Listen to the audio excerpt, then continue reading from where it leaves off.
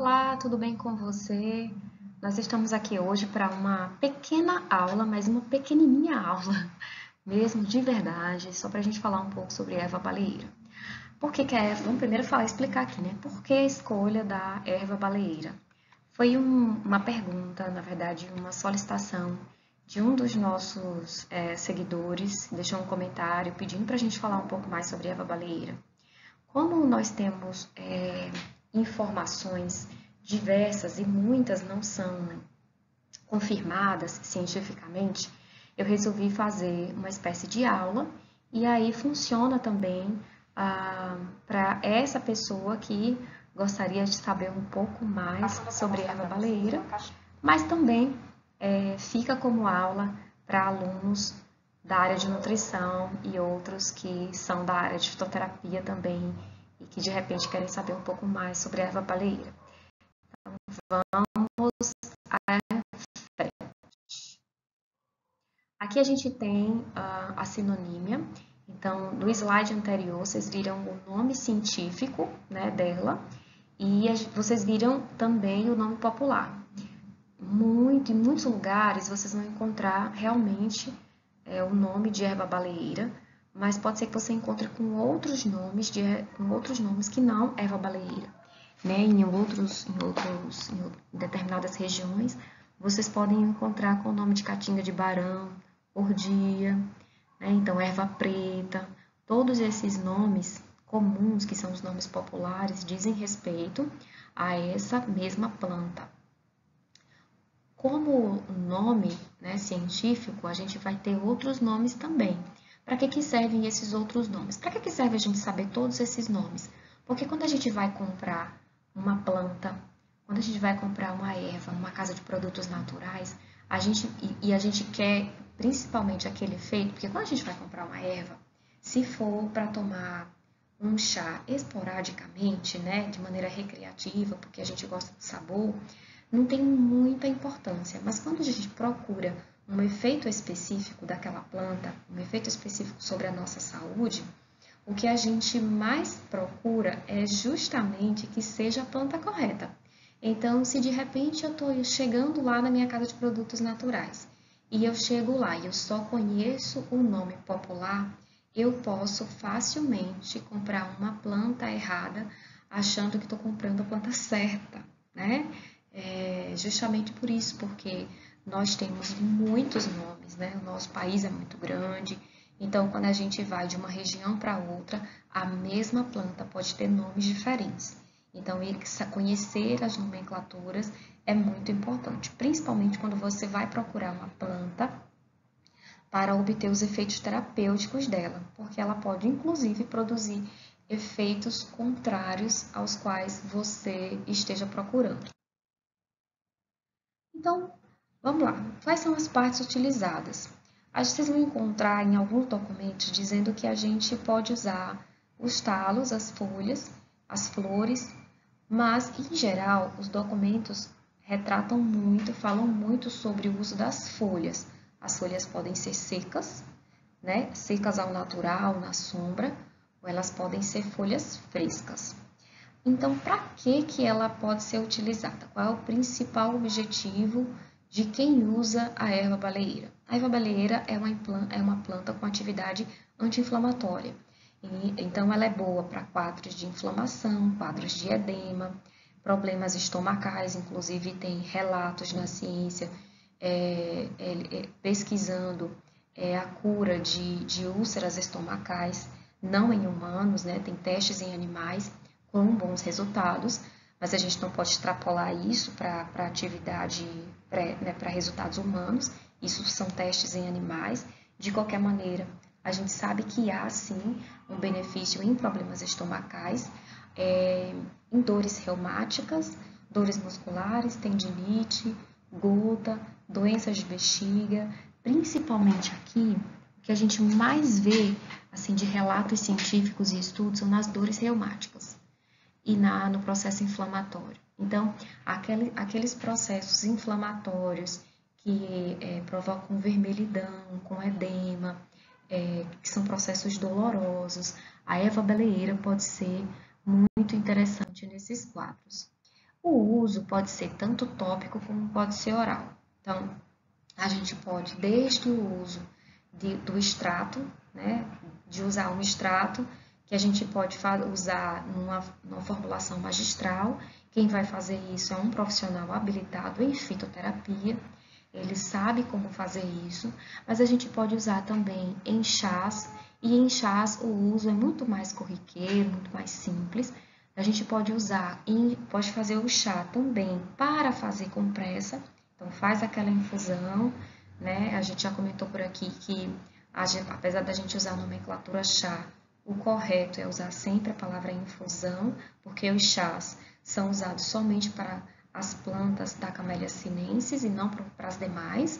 Então, a gente pode fazer essas infusões com essas folhas da erva baleeira e utilizá-las para fazer compressas no local de dor, no local do edema, para ativar ali um processo anti-inflamatório, de redução de edema, de melhora de prurido, de vermelhidão, mas a gente também pode tomar essa mesma infusão. Aqui vocês vão encontrar uma aplicação de como fazer a tintura. Esse recorte aqui foi retirado de um documento da Fiocruz, né? E vocês têm aqui, então, ó, tudo que está aqui em parênteses são a referência. Esse recorte eu fiz da Fiocruz, mas você também pode encontrar no Memento Terapêutico, disponível na Secretaria Municipal de Saúde do Rio de Janeiro, beleza? Então, aqui como é que se faz uma tintura de erva baleeira? Você vai pegar as folhas, vai colocar as folhas imersas em álcool, vai deixar por 5 dias em maceração. Então, todas as substâncias necessárias que estão ali naquelas folhas vão migrar para o líquido, né, para esse líquido alcoólico. Dali, a gente tem uma tintura. A gente vai coar essa tintura e a gente pode fazer a aplicação. É direto na pele esse extrato alcoólico? Não. O que a gente vai fazer com essa tintura, né? A gente vai pegar esse líquido e a gente vai diluir ele, aqui tem a descrição da diluição, a gente vai diluir ele em determinadas quantidades de água e a gente vai poder fazer aplicações, ok? Aplicação no local onde a gente deseja a melhora do quadro doloroso, enfim. Lembrar que se a pele não tiver íntegra, se a pele tiver lesionada, é melhor que todo o tratamento seja feito com acompanhamento de um profissional de saúde, nunca sozinho, porque a gente, ao invés de ajudar o ferimento, a gente pode acabar infeccionando. Então, esses tratamentos precisam ser, quando tem pele lesionada, precisam ser feitos com acompanhamento de um profissional, ok? Aqui a gente está falando de locais dolorosos, como a gota, como de repente uma pancada, e aquele local ficou roxo, né? Enfim, coisas mais dessa proporção. Até nos quadros de artrite, onde a gente tem uma inflamação, por exemplo, de joelho, de ombros, e a gente quer fazer uma compressa, também funciona. Como preparar então a infusão? A infusão, a gente vai usar 3 gramas de folha, pode ser da folha seca, pode ser da folha verde. Coloca essas folhas em infusão em 150 ml de água quente por 3 minutos, depois coa. Por que é importante coar? Porque se a gente não coar e a gente permitir que essa água quente continue em contato com as folhas, ela vai continuar extraindo substâncias daquela folha. E às vezes eu não quero extrair conteúdos além daquele que eu já extraí durante esses 3 minutos. Pode não ser desejável retirar substâncias para além do que o que foi extraído durante esses 3 minutos. Às vezes, quando eu deixo muito tempo, eu acabo extraindo substâncias que podem provocar alergias, por isso que é importante a gente respeitar os 3 minutos e coar. Quantas vezes eu posso tomar esse chá por dia? Até 3 xícaras por dia. Isso é o que está posto na nossa literatura sobre plantas medicinais aqui no Brasil, nos documentos oficiais. Qual é o efeito dela, né? Principalmente o efeito anti-inflamatório. Ela vai atuar sobre os mediadores da inflamação, do processo inflamatório, que são esses que estão do lado esquerdo da tela, né? A bradicinina, o fator de agregação plaquetária, histamina, interleucina 1-beta, fator de necrose tumoral e prostaglandinas, né? Dessa classe 2. Como é que ela vai fazer isso? Ela vai principalmente inibir a ativação da ciclooxigenase 2 e da oxonídrico sintase. O que é que elas fazem? Quando a ciclooxigenase ela é ativada, ela vai ativar toda uma cascata de mediadores. Então, a ciclooxigenase vai acabar ativando a prostaglandinas. Essa prostaglandina aqui vai ativar outros mediadores inflamatórios que são responsáveis por provocar edema, enfim, a gente vai ver isso no próximo slide. E regulação de fatores transcricionais, que é o NF-κB. Vamos ver o que é que eles fazem. Então, por fazer isso daqui, que está do lado direito da tela, né, por inibir a ativação da ciclooxigenase 2, da oxidonase sintase, a gente vai ter a não ativação desses sistemas aqui, desses mediadores aqui. E, por outro lado, vai regular o fator transcricional NF-κB. Vamos ver o que é que isso reflete. Bom, em reflexão, compreendendo, nós temos então que a histamina, bradicinina, o fator de agregação plaquetária, isso daqui vai permitir principalmente a permeabilidade dos vasos, vai ir provocando vasodilatação. Então, os líquidos eles vão passar para o local da inflamação, permitindo então edema, dor, né? Quando a gente vê aqui do lado, vocês estão vendo aqui, né? A interleucina 1-beta vai ativar as células imunes, vai produzir substâncias inflamatórias. O fator de necrose tumoral alfa vai acabar recrutando células para o local da inflamação e produzir a morte celular. Por isso que a gente vê o dano celular nos casos de inflamações de longo prazo, mais crônicas. E a prostaglandina, que vai provocar dor, febre e edema.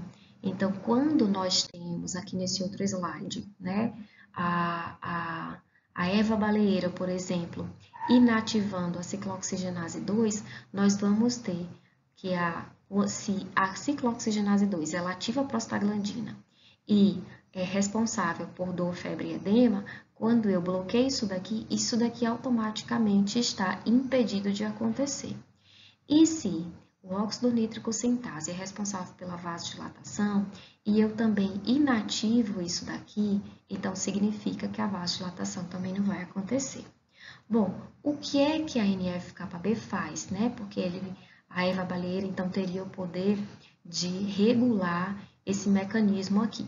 O que é que ela faz? Ela amplia todos esses sistemas. Então, imagine um indivíduo que tem a ciclooxigenase 2 ativada e a inose ativada. Todos esses dois aqui estão ativadíssimos. Eles estão ativados e o NF-κB está regulado para ampliar essa atividade, ou seja, isso daqui, que são esses resultados aqui nessa última linha, eles vão estar em pior situação, então o quadro vai ficando insuportável. Bom, tentando comparar o que nós já sabemos com o que a gente vê, né, na erva baleeira, com o que a gente já conhece da indústria farmacêutica, nós sabemos que em processos inflamatórios é muito comum utilizar-se, por exemplo, os anti-inflamatórios não esteroidais. O que é que eles fazem? Os anti-inflamatórios não esteroidais, eles bloqueiam a COX-2, que a gente viu no slide anterior, que a erva baleeira faz, não é isso? Então, a erva baleeira vem aqui e bloqueia a ciclooxigenase 2, que é a mesma coisa que os anti-inflamatórios não esteroidais fazem, que uma vez que eu desativo a ciclooxigenase 2, significa que as minhas prostaglandinas elas não estão produzidas em altíssima quantidade. Por outro lado, os anti-inflamatórios não esteroidais, eles bloqueiam também a ciclooxigenase 1, que tem a ação de ser protetora gástrica. Por isso, e é o contrário da erva baleeira, a erva baleeira desativa a ciclooxigenase 2, mas possivelmente ativa a ciclooxigenase 1, porque ela é protetora gástrica. Ou seja, a gente tem uma planta com especificidade, o que é muito interessante do ponto de vista do tratamento de doenças inflamatórias. Porque se eu uso, e é por isso que muita gente reclama quando usa os anti-inflamatórios não esteroidais, reclamam de dor de estômago, né? Melhora uma coisa e piora a outra, porque ele desativa a ciclooxigenase 2, então eu melhoro o meu processo, eu melhoro em relação à produção de prostaglandina, né? Que tem toda aquela questão do edema, da dor. Em compensação, ele vai desativar também a COX-1, que é a protetora gástrica, e isso vai fazer com que eu tenha muita dor de estômago. Aí a gente tem no mercado hoje uma medicação chamada Celecoxib, que ela é específica, ela atua somente na COX-2. Então, se ela atua somente na COX-2, significa que ela não vai desativar a COX-1, portanto, não vai provocar essa dor estomacal que a gente sente quando toma os anti-inflamatórios não esteroidais. Pois muito bem, era isso que eu queria mostrar para vocês em relação à erva baleeira. Sendo assim, a gente tem uma planta muito, muito interessante, quando a gente olha do ponto de vista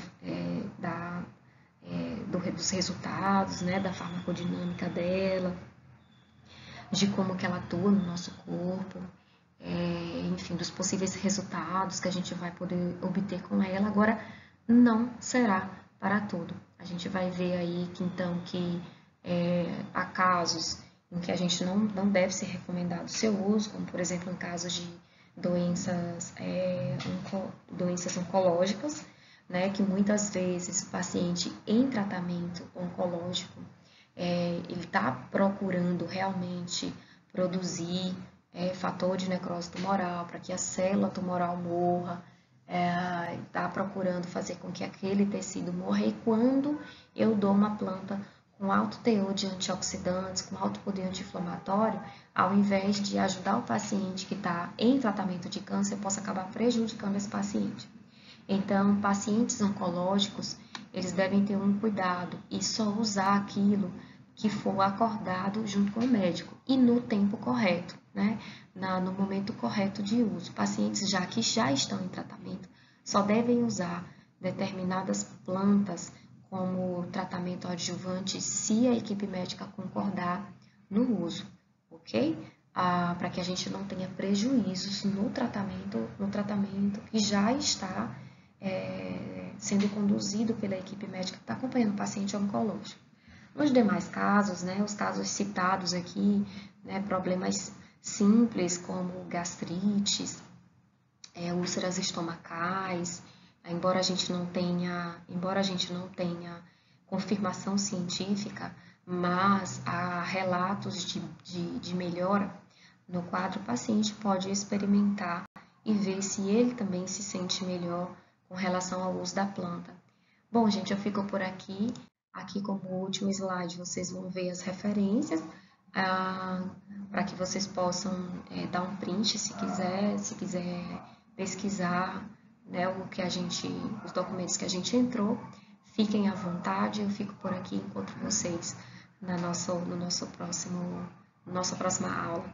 É um beijo, um prazer muito grande estar aqui com vocês e eu espero ter contribuído para o teu conhecimento e para o teu dia a dia. Um beijo, até a próxima. Tchau, tchau.